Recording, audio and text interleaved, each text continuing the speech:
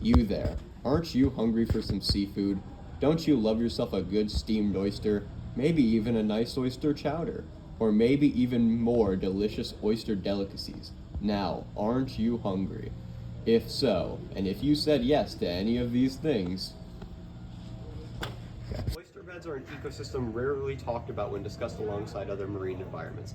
They are usually found near the coast of Florida, with over 37,000 reported locations in Florida alone. These animals filter the surrounding water, provide protection from storms and tides, and give other species a place to live. While harvested by the thousands for Americans to eat, people rarely talk about the environmental impact this has on a valuable ecosystem, one with hundreds of species in it. Just take the St. Mark's River. Where this river meets the sea, there are over 20 oyster beds alone. However, the St. Mark's National Wildlife Refuge has trouble keeping up with the declining oyster population, almost entirely due to overfishing.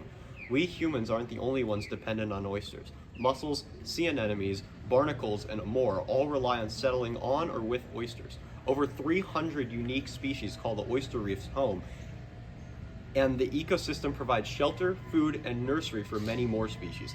However, over 85% of all oyster reefs are lost due to the impacts of overharvesting. But don't take it from me.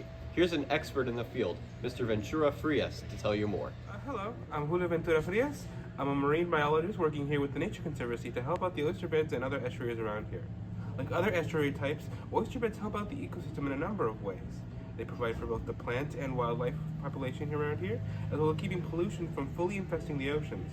However, Floridian oyster beds are in danger of disappearing due to a rising amount of overharvesting and overfishing. If we don't lower our harvesting rates, we can say bye-bye to oysters, or at the very least lose our market for them.